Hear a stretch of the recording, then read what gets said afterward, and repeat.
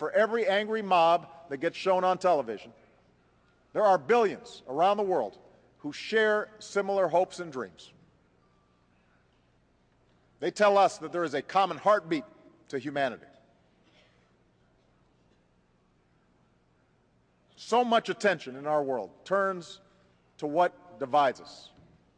That's what we see on the news. That's what consumes our political debates. But when you strip all away, people everywhere long for the freedom to determine their destiny, the dignity that comes with work, the comfort that comes with faith, and the justice that exists when governments serve their people and not the other way around. Security for our citizens. Now, I have made it clear that the United States government had nothing to do with this video, and I believe its message must be rejected by all who respect our common humanity. It is an insult not only to Muslims, but to America as well. He supported the birth of a new democracy. Given the power of faith in our lives and the passion that religious differences can inflame, the strongest weapon against hateful speech is not repression. It is more speech.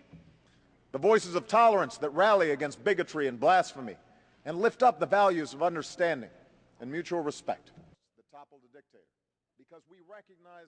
But in 2012, at a time when anyone with a cell phone can spread offensive views around the world with a click of a button, the notion that we can control the flow of information is obsolete.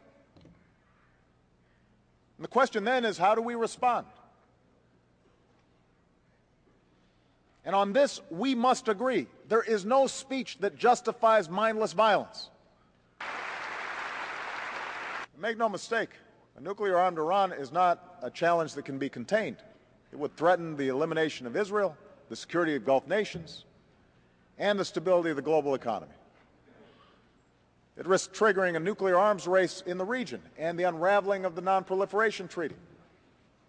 That's why a coalition of countries is holding the Iranian government accountable. And that's why the United States will do what we must to prevent Iran from obtaining a nuclear weapon. The United Nations.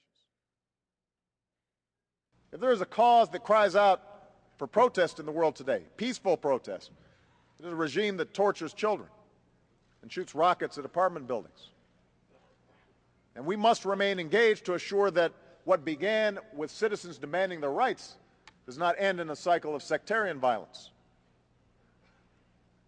Together we must stand with those Syrians who believe in a different vision, a Syria that is united and inclusive, where children don't need to fear their own government, and all Syrians have a say in how they're governed, Sunnis and Alawites, Kurds and Christians. That's what America stands for. That is the outcome that we will work for, with sanctions and consequences for those who persecute, and assistance and support for those who work for this common good. We must not belong to a dictator who massacres his people. Among Israelis and Palestinians, the future must not belong to those who turn their backs on the prospect of peace. Let us leave behind those who thrive on conflict, those who reject the right of Israel to exist. The road is hard, but the destination is clear: a secure Jewish state of Israel and an independent, prosperous Palestine.